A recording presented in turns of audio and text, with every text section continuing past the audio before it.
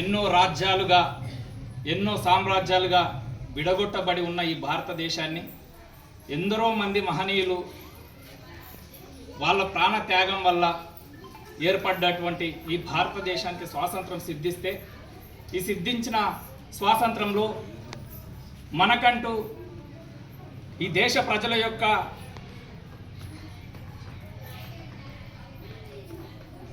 భవిష్యత్తుని వాళ్ళ యొక్క రేపటి తరాలని ఉద్దేశించి మనమే మన దేశాన్ని పాలించుకోవడానికి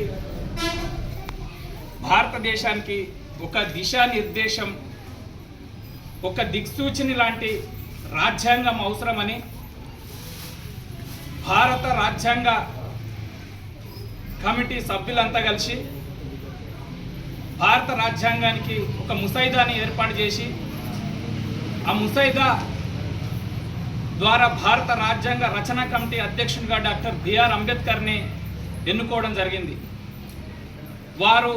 వారి బృందం ప్రపంచంలో ఉన్నటువంటి అన్ని రాజ్యాంగాలను క్రోడీకరించి భారతదేశానికి అవసరమైనటువంటి అన్ని రాజ్యాంగంలో సవరణలను ఆర్టికల్లను పొందుపరిచి భారతదేశ ప్రజల యొక్క న్యాయం ఆర్థికంగా సామాజికంగా భారతదేశంలో ఉన్నటువంటి ప్రజలకు అందరికీ రాజకీయంగా సమానమైనటువంటి న్యాయాన్ని అందించాలని స్వేచ్ఛ వారి ఆలోచనలో కానీ వారి భావాన్ని వ్యక్తపరచడంలో కానీ దేశ ప్రజలందరికీ స్వేచ్ఛని అందించాలని సమానత్వం భారతదేశంలో ఉన్నటువంటి పౌరులందరికీ సమాన అవకాశాలను కల్పించడంలో సమానత్వాన్ని అందించాలని సౌభ్రాతృత్వం ఈ దేశంలో ఉన్నటువంటి ప్రజలందరికీ ఒకే విధమైనటువంటి గౌరవం దేశ సమగ్రతను కాపాడుకోవడానికి భారత రాజ్యాంగం ద్వారా వీటన్నిటిని పొందుపరిచి సుమారుగా 2 సంవత్సరాల 11 నెలల 18 రోజులు భారత రాజ్యాంగం కోసం శ్రమించినటువంటి రచనా కమిటీ సభ్యులందరికీ రచనా committee chairman doctor B R Ambedkar గారికి ఈరోజు నివాళులు అర్పిస్తూ ఈ దేశంలో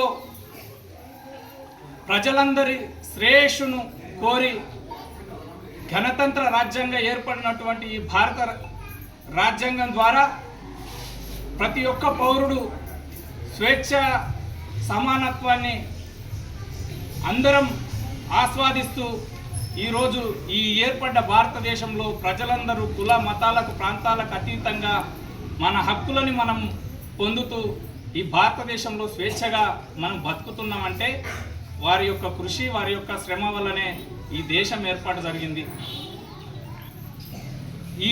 ఈ అంశాలను ఇక్కడ ఉన్నటువంటి స్టేజ్ వీళ్ళ యొక్క ప్రజ్ఞా సామర్థ్యం మనం ఎంత చెప్పినా వీళ్ళకి అర్థమయ్యే పరిస్థితుల్లో ఉండదు. కాబట్టి ముఖ్యంగా ఈ పాఠశాల విషయాలను మాట్లాడుకోదలుచుకుంటే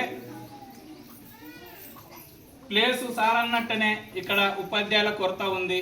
లాస్ట్ టైం కరోనా కంటే ముందు 130 మంది విద్యార్థులు ఉండేది, ఇప్పుడు 70కి పడిపోయింది. డ్రాప్ అవుట్ చాలామంది అవుతున్నారు. ఇక సార్ అన్నట్టు వాళ్ళ సమస్యలు వాళ్ళకు ఉన్నాయి. ఖచ్చితంగా గ్రామ యువకులను పాఠశాలకు అవసరమైనప్పుడు మా వంతు సాయం ఖచ్చితంగా చేస్తాం, అందులో ఎలాంటి సందేహం అయితే లేదు.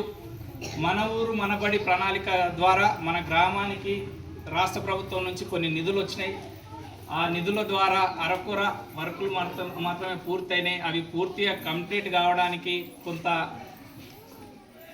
అధికార యంత్రాంగం కానీ ప్రధానోపాధ్యాయులు కానీ కొంత చొరవ చూపి వాటి లోటుపాట్లను కొంచెం సరిచూస్తే ఆ కాంపౌండ్ వాల్ ఒకటి, ఇక్కడ ఎలక్ట్రిసిటీ, ఇంకా ఇవన్నీ కొన్ని వర్కులు పెండింగ్లో ఉన్నట్టున్నాయి. వాటి బిల్స్కి సంబంధించిన విషయంలో ఏమన్నా సాయం అందించడానికి కూడా మేము కూడా మా వంతు కృషిని చేస్తాం. ఖచ్చితంగా ఈ స్కూల్కు వీలైతే వాటిలో పెండింగ్లో ఉన్నటువంటి పనులను త్వరగానే పూర్తి చేయాలి.